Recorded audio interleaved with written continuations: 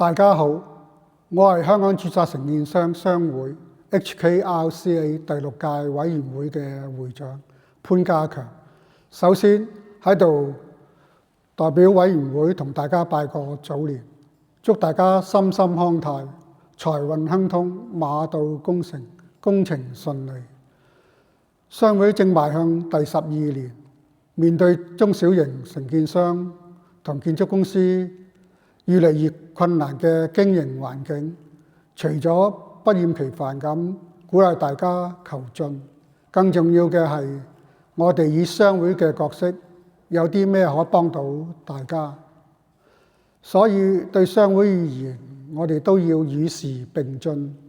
帶動會員適應市場嘅轉變，為大家創造新嘅機遇。知道大家公務都好繁重，所以我哋更希望為大家提供針對性嘅活動，讓你哋有唔同嘅發展需要嘅會員公司都可以享用到本會嘅服務。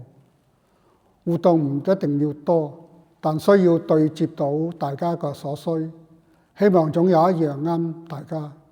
等大家有更多嘅機會互相認識、交流同埋凝聚。今屆過去2次嘅會議已有唔少更新嘅項目建議，嚟緊會陸續推出，而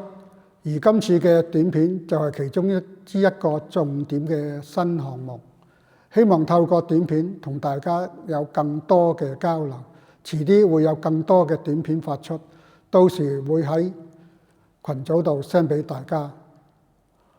委員會而家正密鑼緊鼓咁籌劃緊未來2年嘅活動大計，包括會員優先參與嘅密閉空間管工培訓課程，呢個課程係勞工處認可嘅，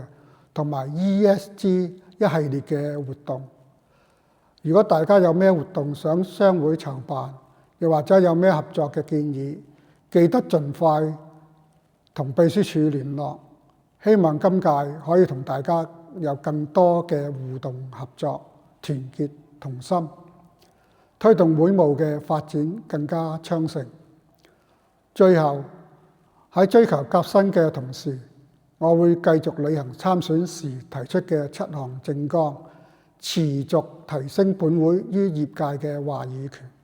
培育年輕嘅一代，